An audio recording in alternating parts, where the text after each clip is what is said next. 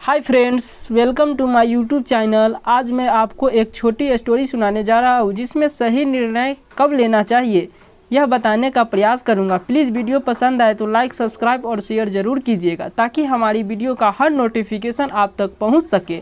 तो चलिए बिना देर किए वीडियो स्टार्ट करते हैं। बहुत समय पहले का बात है, एक बहुत ही गरीब आदमी था। उसके साथ उसकी पत्नी और 3 छोटे छोटे बच्चे भी थे।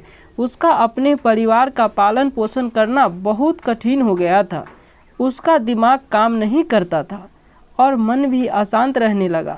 तभी उसने अपना घर छोड़ने का फैसला कर लिया। एक रात जब उसकी पत्नी और तीनों बच्चे सो रहे थे तो वे चुपचाप अपने घर से निकल गया। रात में बिना किसी मंजिल के वो आदमी चलता रहा। तभी अचानक उसने देखा कि एक नदी किनारे भगवान बुद्ध अपने शिष्य के साथ बैठे हैं। उसी वक्त उसने निर्णय लिया कि वह अब सन्यासी बन जाएगा और भगवान बुद्ध का शिष्य बनकर यहीं रहेगा। उसके बाद वह भगवान बुद्ध के चरणों में जाकर गिर गया और उनसे विनती करने लगा कि वो उसे अपना शिष्य बनाकर अपने साथ ही रख ले। भगवान बुद्ध ने उस गरीब इंसान की बात सुनकर उसे अपना शिष्य बनाकर अपने साथ रख लिया। भगवान बुद्ध अपने शिष्य के साथ आगे बढ़ते हैं। रास्ते में चलते चलते थक गए थे। सब रुक कर एक पेड़ के नीचे विश्राम करने लगते हैं।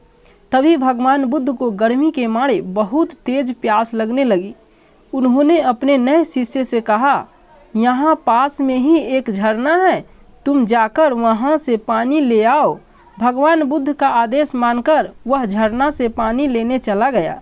जब वह झरना के पास पहुंचा तो उसने देखा कि कुछ जंगली जानवर झरने में उधम मचा रहे हैं। जैसे ही वह झरना के पास गया, सारे जानवर वहां से भाग जाते हैं, लेकिन झरना में कीचड़, सड़े गले पत्ते ऊपर तैर रहे थे, जिसके कारण उसका मन नहीं मान रहा था। उसने सोचा, इतना गंदा पानी भगवान बुद्ध कैसे पिएंगे। फिर वह बिना पानी लिए वापस लौट आता है और आकर बुद्ध से बोलता है, भगवान, उस झरने में तो बहुत ज़्यादा गंदा पानी है, वो पीने लायक नहीं है। अपने शिष्य की बात सुनकर भगवान बुद्ध थोड़ी देर चुप होकर बोले, जाओ उसी झरने से जाकर पानी लेकर आओ। भगवान बुद्ध का आदेश मानकर वह वापस से झरने की तरफ चला गया, लेकिन वह मन में यही सोच रहा था कि भगवान बुद्ध इतने गंदे पानी को कैसे पिएंगे।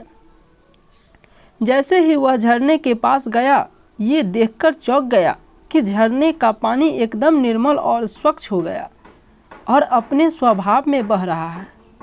उसने पानी लिया और भगवान बुद्ध के पास आते ही उसने प्रश्न करता है, भगवान, थोड़ी ही देर में झरने का मैला पानी इतना साफ कैसे हो गया।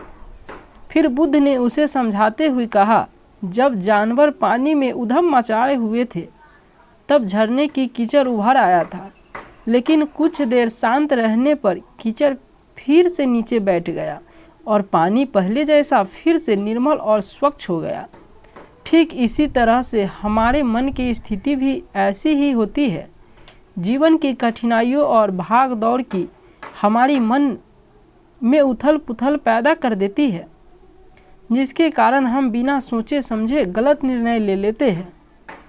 लेकिन कोई भी निर्णय लेने से पहले अगर हम अपने चित्त को शांत रखें और धैर्यपूर्वक बैठकर सोचें तो हमारे मन की वो उथल पुथल भी पानी की कीचड़ की तरह नीचे बैठ जाती है और तब हम जो भी निर्णय लेते हैं वो हमेशा सही होता है और लाभदायक होता है। इसलिए बुरे समय में इंसान को अपना धीरज नहीं खोना चाहिए।